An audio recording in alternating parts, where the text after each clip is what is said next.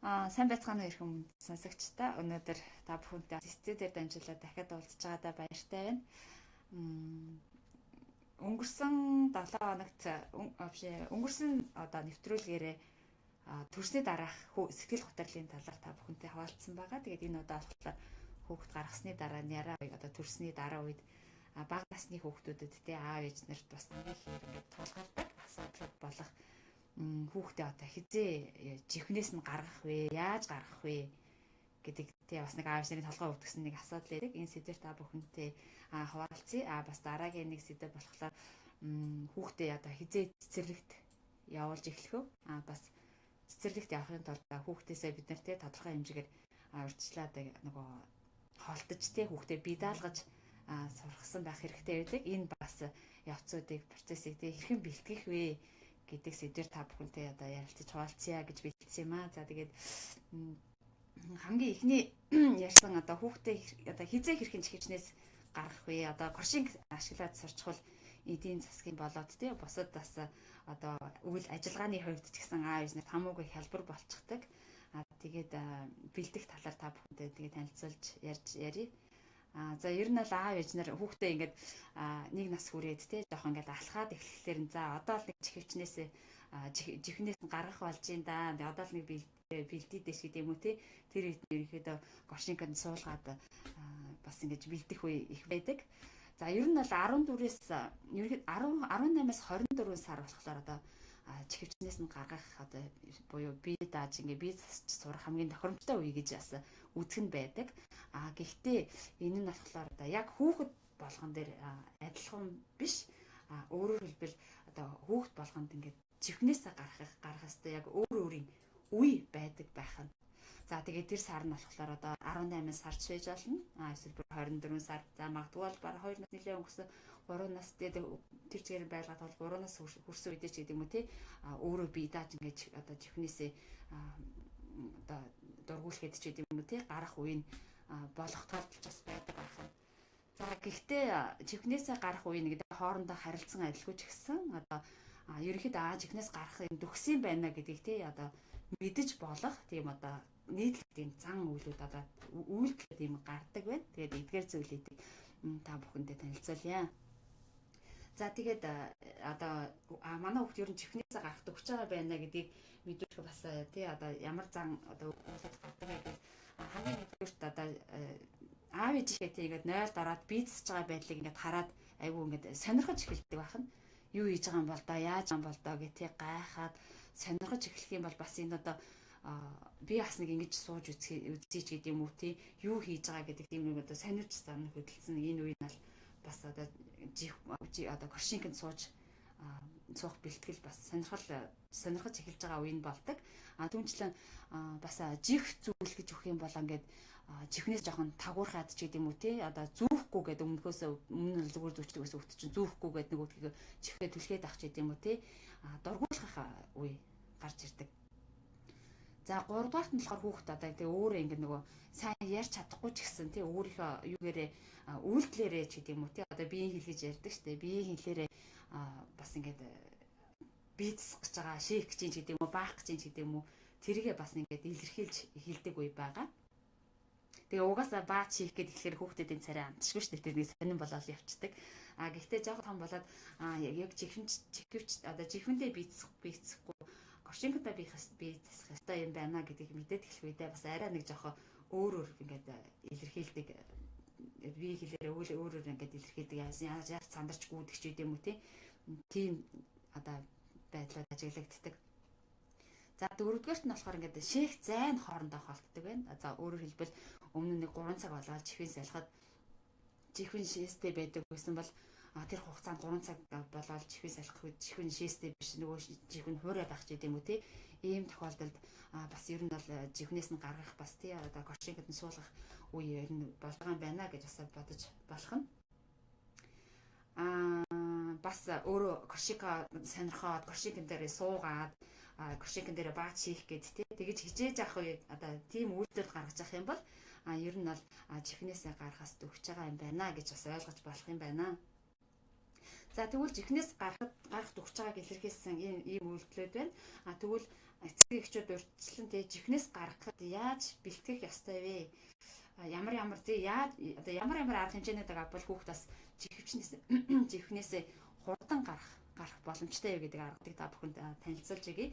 За бэлдсэн нэлээ 7 8 9 ийм аргууд байгаа. Та бүхэнд тэгээд эхнээс нь танилцуулж өгье. За ер нь бол аав ээжнэр одоо яг бага насны хүүхдүүдийн талаар ярьж байгаа учраас яг энэ сэдвэрээ одоо ярихад өөрөө ингээд тий бийцсаар одоо 0 руу явах та гэд хүүхдэд тэрийг хэлж өгөх хэрэгтэй байна. Одоо би бийцсаар явж байгаа гэдэг юм уу? Бийцж байгаа юм шиг ингээд хөдөлгөөн сууж ингэж үзүүлээ жиш гэдэг юм уу тий? Эсвэл пум баалаач гэдэг юм уу тий? Тэрийг илэрхийлээд тэгээд 0 руу орох юм бол хүүхдүүд энд ороод яг ингээд шээгч байгаа юм байж гэдэг юм баахж байгаа ч гэдэг юм уу нэг иймэрхүү тэр ойлголтыг бас жоохон төрж эхэлдэг байна. Тустай ийм газар орж бийцтэй юм байна гэдэг тий тустай газар суудаг юм байна гэдэг тэр ойлголтоор төрж эхэлдэг байна. За тэгээд аав ээж нь өөртөө бие засныхаа дараа ингээд аюу сайхан болчлоо ямар гоё юм бэ одоо гоё болчлаа ч гэдэг юм уу тий бие засныхаа дараа ямар нэг одоо үйл бүтээцээ хэрэгэ бүтээцээ юм шиг ингээд бас ингээд гоё тий гоё болчлаа сайхан болчлаа гэдгийг ингээд илэрхийлээд харах юм бол хүүхэд бас тэгэж бас ийм одоо горшиг гэмж гэдэг юм уу тий одоо суултуур дээр суугаад бие засны дараа гоё сайхан болт юм байна гэсэн тийм бас мэдрэмжтэй ойлголтыг бас төрүүлж өгдөг байгаа. 3 дугаар нь болохоор ийм юутай бие засахтай холбоотой ялангуяа одоо бааж шигтэй холбоотой ийм одоо номыг ингээд маш ойр орхон сайн уншиж өгч явах хэрэгтэй. За тэгээд ерөнхийдөө солонгост ийм номнууд нэлээд одоо хүүхдээ хөөрхөө янз янзын номнууд байдаг. Тэгээд энэ номнууд одоо Пебион Хулион гэсэн ийм номнууд байдаг. Одоо хүүхдээ гівэнт зүгээр тоглоод яжснаа гидсэн өвдөл царайн сонирн болол тий тэгэнгүүтээ тэгснийхээ дараа өмдөө тайлаад тий горшинкандаа бааж байгаа ч юм уу шээж байгаа ч гэдэг юм уу тэгээд горшинканыхын сүүлд нь горшинканд харсанд нь горшинкан дотор нь баас байгаа ч гэдэг юм уу тий иймэрхүү яг ингээд детальчилсан гэж ярьж болно яг хизээ ямар үед яадаг ч гэдэг юм уу тий энэ болгоныг харуулсан ингээд боддоор нь харуулсан юм зурагтай номыг уншуулж өгөх юм бол энэ нас хүүхдэд бас ингээд горшинкандаа суух бас сайн бэлтгэл нь болж игдэг байхад. За тэгээд 4-р нь болохоор горшинкийг айл болох эрт авч өгөөд одоо горшинктайгаа тийм дотносох гэдэг юм уу тийм дасгал хийх нь маш чухал байдаг.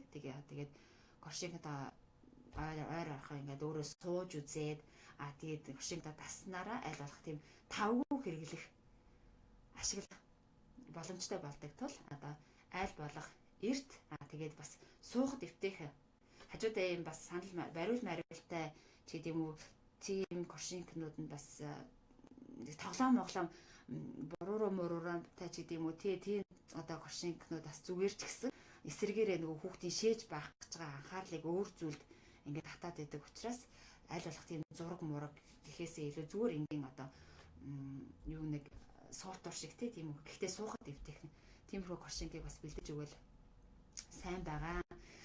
За 5-дугаарт нь болохоор ээж нэр өөртөө маш одоо хүүхдийнхээ хизээ бийцсэх гэдэгт маш сайн мэдрэмтгий авах хэрэгтэй. Одоо 3 цагийн дараа нэг шийдэх ч гэдэг юм уу тий.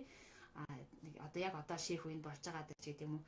Тэгээ тэр үеийн өөрөө бас сайн мэдчих хэрэгтэй. Тэгээ тэр үед нь горшинканд нь сууж сурахт нь одоо залхуурлууд туслах. Ээж нэрийн бас өөртөө ууггүй бас мэдрэмжтэй байдал маш чухал байгаа. Хүүхдүүд өөртөө ийм горшинканд сууж одоо сурахад тэгээд суух үеийг нь мэдээд тэр үед нь бас ингээд тэр үе болгонд нь залхуулгүйгээр суулгаж өгөх ёстой гэж тийм суулгаж өгөх ёстой байгаа. За тэгээд тэгж горшинканд суулгаж өгөх үедээ аль болох одоо жихийг нь өмсгөлгүйгээр өмдийг нь өмсгөл магадгүй зүгээр одоо нэг нэмхэн өмдөж байд юм уу те эсвэл одоо шорт өмсгсөн байвал бас зүгээр. Тэгэх юм бол ойр орхон бас одоо олон тийм нэмхэн өмдөж юм уу шортыг бэлдсэн байж байгаа нөгөө тэгэл ойр орхон угаагаад ах ч гэдэм үү те боломжтой учраас тийм нэмхэн өмд шорт бэлдээд тэгээд шууд жихийг нь өмсгөлгүйгээр байж байгаа бийц сулхан бол маш сайн байдаг. Тэгээд живх зүйцэн байлгаж байгаа нөгөөх нь бас тайлаад шийлгэж баалгана гэх юм бол нөгөө тайлж байгаа хооронд хүүхд шийгээд баачдаг учраас тэгээд энэ бас нэг тэтгэлгийн бүтлгүүтэл хүүхэд ч гэсэн өөрөө айгүй бүтлгүүтчлээ гэсэн мэдрэмж төрдөг. Аав ээжэд ч гэсэн нэг үдлийн нөгөө сургаж байсан заах гэжсэн юм бас ингээд талаар олчихлаар стресстэй бол учраас тий айл алгаа тийм чихгүйгээр одоо өмдийн өмсгдсэн байх хэрэгтэй.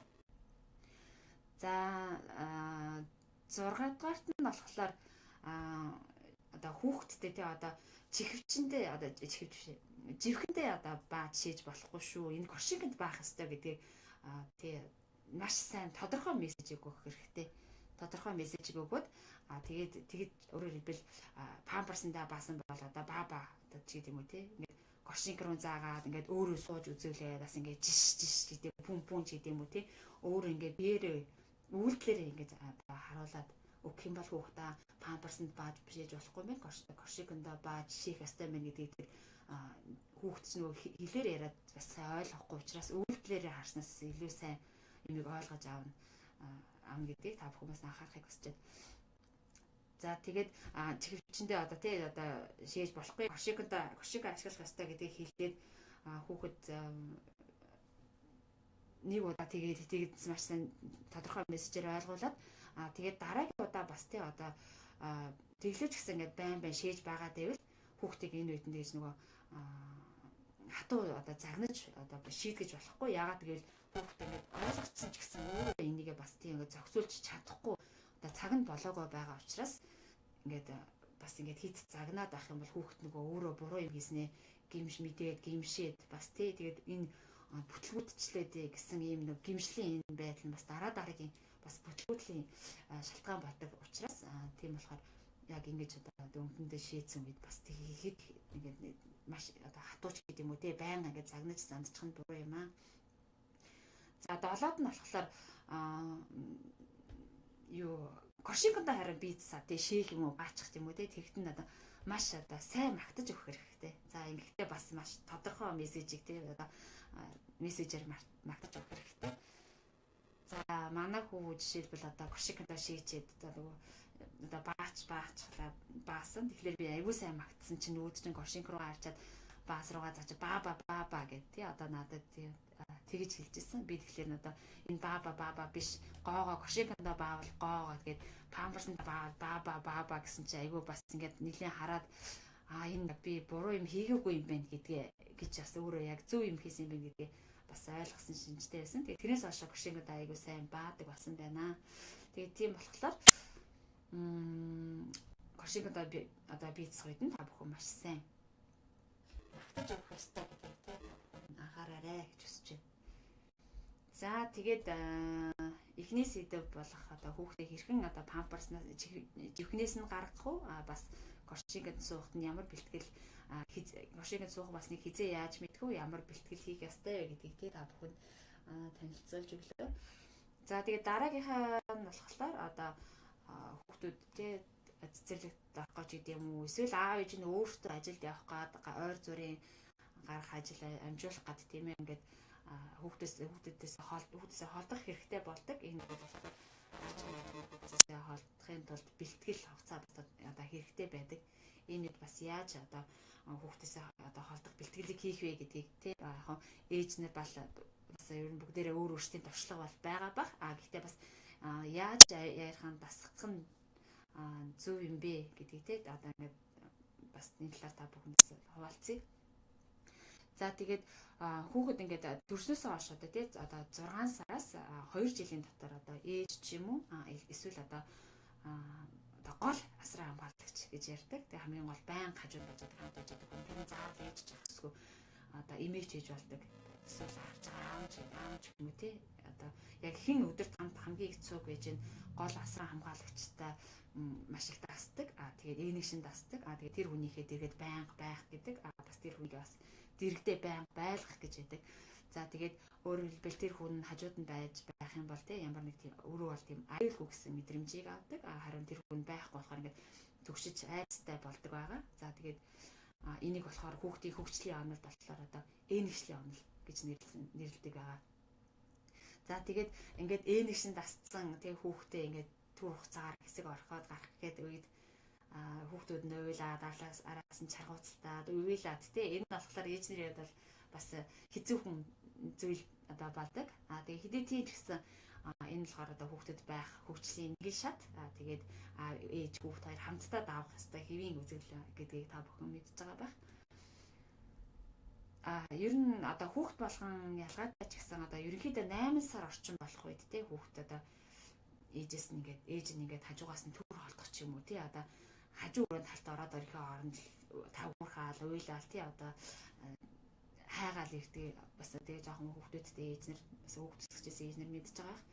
За тэгээд ингээд түрхэн ингээд одоо өөр өрөөнд орчоод гараад ирэх оронд хүүхд болохоор удахгүй ороод ирнэ гэж мэдэхгүй гэдэг бүр явчлаа ч юм уу тий эсвэл дахиж ирэхгүй гэсэн тийм айдас төрдөг байхад. За тэгээд бас энэ үед одоо таньдаг хүн танихгүй хүн одоо танихгүй хүнийг бас ингэж тий ялгаад бас тийм хүнээс одоо ойртохгүй бас танихгүй хүнтэй хамт байхаас айдаг бас тийм айдас төрдөг байгаа. За тэгээд хүүхдийг бас өөрөөсөө баг багаар тий ингээд нөгөө толдох ч гэдэг юм уу тий тустай байх бэлтгэл бие даах бэлтгэлийг хийхин тулд ээж нь бас яаж тий одоо тасгах боломжтой юу гэдгийг бас тий одоо ярьж өгöd. За нэгдүгürt нь одоо ингээд тий ээжээсээ ингээд бие даах ёстой юм байна гэдгийг бүр яриагаас нь эхлээд мэдрүүлж болох нь.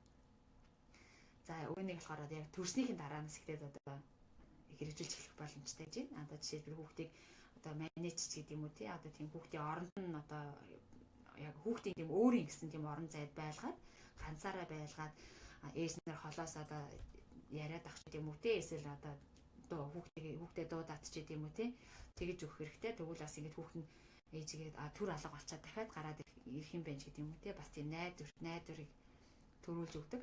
Гэхдээ хөдөлгөөн ороод ирсний дараа бас тий хүүхдээс бие холоос нь гэсэн тий та бүхэн харцаа салахгүй байх хэрэгтэй. Тэр нь хамгийн чухал шүү. Тий аюулгүй байдлын үдлээс гэдгийг тийм та бүхэн мэдж байгаа.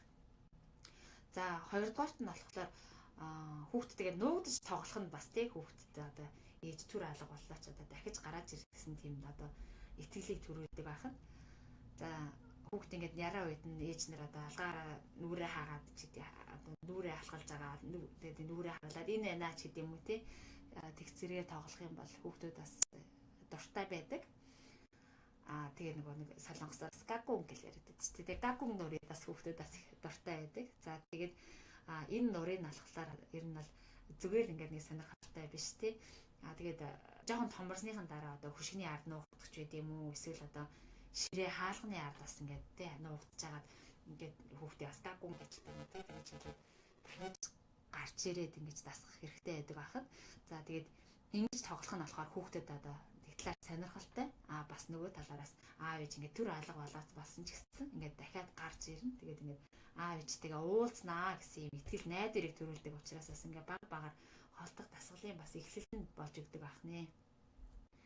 За тэгээд 3 дугаарт нь болохоор бас ингээд ойр орхон найзындаа очих ч юм уу бас найзаа урах зэрэг ингээд шинэ хүмүүсийн дунд оруулж дасгах нас чухал байгаа. Тэгвэл бас хүүхдэд бас ганц ээжтэй ингээд зүгтэй ч гэдэг юм ээжээсээ чаргууцлахгүй бас олон хүмүүс шинэ хүмүүсийн хүрээнд орох тийм байсан ч их айдастай байх нь одоо багасгаж өгөх тийм давуу талуудтай байгаа. За тэгээд хүүхд жоохон том болоод ирэх юм бол тий ээж нар төр гарахын тулд юу одоо хүүхдээ хэсэг одоо дуртай юмаа идээд байж ахт ч юм уу тий эсвэл дуртай одоо хүүхэлтэйг үзээд авах ч юм уу тий тэр хугацаанд нь өөрийнхөө дуртай юмаа хийгээд байж байгаа хугацаанд нь бас тий хэсэгхэн ингээд гараад орж ирж болно. Тэгээд тэр одоо эхлээд богино хугацаагаар гараад даа тэгээд тэр хугацаагаа айлуулах одоо тий богино хугацаагаас эхлээд уртсах нь одоо тийм зөв арга юм. Гэхдээ зарим хүүхдүүд бас геймэнд ингээд алга болцсон байх илүү айцтай байж мэдэх учраас эсрэгээр бас буруу үр дүнтэй байж мэдэх учраас бас ээж нь гарчаад ирэх юм уу те тэгэж одоо тэрврээд үнссний дараа ч гэдэм үү тэгээд хүүхдтэйг нь тавьж өгдөг ч юм уу эсвэл амттай юм нөгөөд ч гэдэм үү те тэгэж бас ингэж ийм гарч байгаа нөхцөл байдалд ингэж дасгах нь бас илүү таарах хүүхдүүд байдаг тул та бүхэн бас хүүхдүүдийнхээ нөхцөл байдлыг те ажиглаад аль арга нь илүү сайн таарах вэ гэдгийг бас өөртөө мэдээд сонгохыг хүсэж байна. За тэгээд эцэст нь хэлэхэд ингээд хүүхдээ түр орхиж гарахтаа гэдэг юм эргэлцсэн ч юм уу тий одоо ингээд өрөвцөн ч гэдэг юм одоо яана ч гэдэг юм эсвэл гимшсэн байдалтай байж болохгүй. Тэгээд хэрвээ энэ байдал гимшсэн ч гэдэг юм нэг л ингээд одоо төрөлдсөн энэ байдалтай байх юм бол хүүхэд нь энийг одоо мэдэрдэг байх нь. Тэгээд эсэргээрээ аав ээжээс ингээд улам чаргууцалдаг болдог. Тэгээд тийм ч учраас хэцүү ч гэсэн гарахаар шийдсэн бол зоригмгоор одоо гарна гэдгийг хэлээд бас шийдэмгээр салах ёсыг гүйцэтгэж сурах юм бол одоо гарлаа гэдгийг гараад шийдэмгээр гарах юм бол энэ нь илүү хүүхдэд тодорхой мессеж болдог. Тэгээд